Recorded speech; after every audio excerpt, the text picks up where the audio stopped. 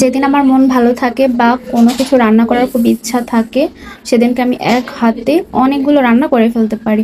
আর যেদিন ইচ্ছা করে না, সেদিনকে এক তরকারিও করতে ইচ্ছা করে না। আসসালামু আলাইকুম। আজকে অনেকদিন পরেই বেশ আয়োজন করে অনেকগুলো পদের রান্না করেছি এবং তৃপ্তি করে খেয়েছি, আলহামদুলিল্লাহ। সবাই কেমন আছেন? আলহামদুলিল্লাহ আমি অনেক অনেক ভালো আছি।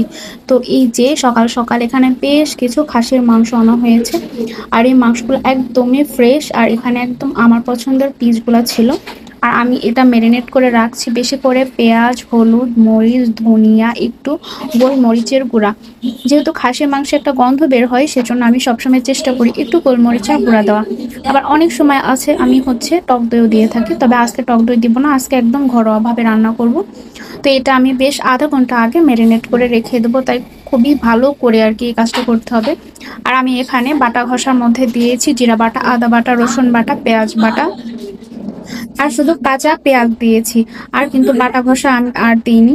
আর এই যে এখন যে ম্যারিনেট করছি, বাটা ঘষা দিয়ে এতটুকুই দিব, এর থেকে বেশি বাটা ঘষা দিব না।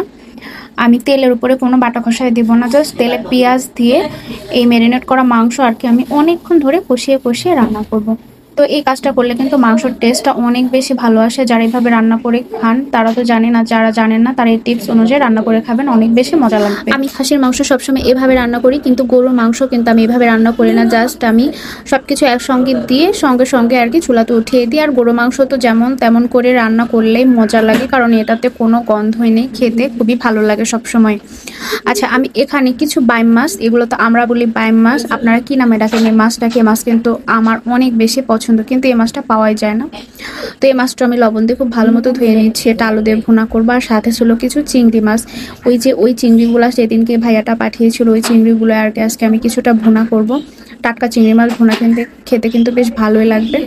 আর এই যেখানে আমি আলু দিয়ে বাইম মাছের তরকারিটা বসিয়ে দিয়েছি, জাস্ট আদা বাটা, রসুন বাটা, কিছুটা পেঁয়াজ, জিরা সবকিছুই দিয়েছি আর কি, মাংসের মশলাগুলো।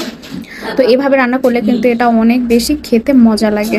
আমার কাছে কাটা বাছা বাটা এগুলো আগে থেকে রেডি করা রাখলে আমার কাছে রান্না করা কোনো ব্যাপারই লাগে না। আমি মনে করি কেউ গুছিয়ে দিলে রান্না করা কিন্তু কোনো ব্যাপারই না। যেমন এই যে চিংড়িগুলো আগে থেকে আমি কেটে রেখেছিলাম, মাছগুলো ফ্রেশ করে রেখেছিলাম, মাংসগুলো ফ্রেশ করে ম্যারিনেট করে রেখেছিলাম, বাটা কষা রেডি করে রেখেছিলাম।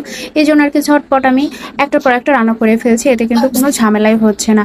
এই যে আমি এখন চিংড়িটাও ভুনা করে নিচ্ছি। চিংড়ি ভুনাতে তো আমরা কোনো গরম মশলা ইউজ করি না, জাস্ট একটু পেঁয়াজ বাটা, রসুন বাটা, একটু সামান্য পরিমাণে আজকে আমি আদা বাটা দিয়েছি, বাট আদা বাটা কিন্তু চিংড়ি মাছে যায় না তেমন একটা।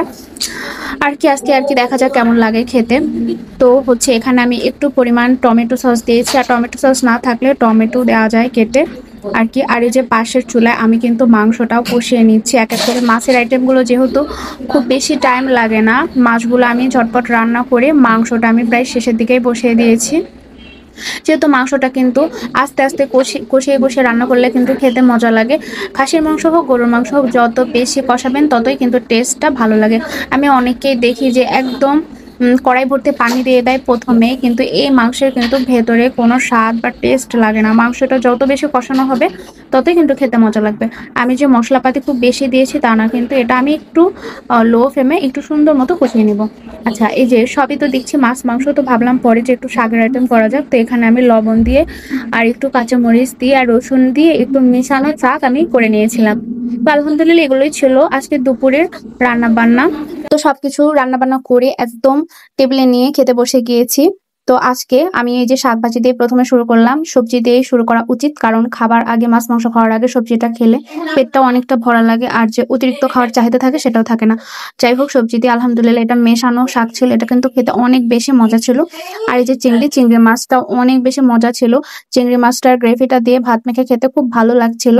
আর চিংড়ি মাছটা আসলে অনেক চিংড়ি খাই, তবে ফ্রেশ চিংড়ির কিন্তু একটা অন্যরকম টেস্ট থাকে। আর বাজারে চিংড়ি বেশিরভাগ জেলি দেওয়া থাকে, সেগুলো কিন্তু খেতেও মজা না হতো, আর স্বাস্থ্যের জন্য ক্ষতি। আসলে আজকাল সলিড বা আসলে ফ্রেশ জিনিস পাওয়াই আসলে মুশকিল হয়ে পড়েছে। টাকা থাকলেও ফ্রেশ জিনিস পাওয়া যায় না, কারণ সবকিছুতেই ভেজাল। মানুষ আসলে কি খাবে, যেটা খেতে যায় সেটাতে আর কি ভেজাল খাওয়ার, মাছে ভেজাল, মাংসে ভেজাল, চালে ভেজাল, ডিমে ভেজাল।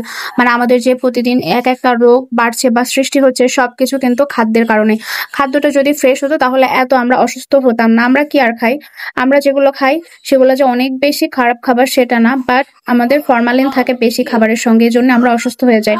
আমরা কিন্তু অত পরিমাণেও ভাজা পোড়া খাই না, তারপরে আমরা অসুস্থ হয়ে যাই যে সবকিছুই আর কি ভেজাল খাওয়ার খাই জন্য। তারপরও আলহামদুলিল্লাহ আমরা অনেক ভালো আছি, এটাই বলবো। আল্লাহ যেভাবে রেখেছে আলহামদুলিল্লাহ।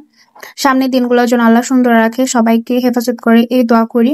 কঠিন রোগ থেকে সবাইকে রক্ষা করুক, এটাই দোয়া করি। আর এই যে এখন ছিল খাসির মাংস, সেটা কিন্তু রান্না করেছি আমি, আলহামদুলিল্লাহ অনেক ভালো হয়েছে। আর একদম পাতলা ঝোল রেখেছি। আমি কিন্তু ইদানিং অতিরিক্ত তেলে ভাজা কিংবা বেশি স্পাইসি খাবার খেতে পারি না গ্যাসের কারণে। তো আমি সবসময় চেষ্টা করি, আমি সবকিছুই মোটামুটি খাই কিন্তু পাতলা খাওয়ার চেষ্টা করি, তেল মশলাটা একটু কমিয়ে খাওয়ার চেষ্টা করি। তো এই তো আমার খাওয়া দাওয়া প্রায় শেষের দিকে। অনেক ভালো লাগলো খেতে এই পাতলা ঝোলটা খাসির মাংসের, কারণ আমার একটু মানে স্পাইসি খাবার খেতে আর ভালো লাগে না। তো খাওয়া দাওয়ার শেষে এই তো আমি এই শরবতটা, পেস্তা বাদামের শরবতটা খেয়ে নিচ্ছিলাম। এটা কিন্তু খেতে অনেক বেশি মজা, আর এতে অনেকগুলো পেস্তা বাদাম দেওয়া ছিল। আর মিষ্টিটাও একটু কম ছিল, কারণ অতিরিক্ত মিষ্টি হলে খেতে ভালো লাগে না। তো এই ছিল আমার ছোট্ট একটি দুপুরের ব্লগ। আপনাদের ভালো লাগলে একটা লাইক, কমেন্ট এবং শেয়ার করে দিবেন। আল্লাহ হাফেজ।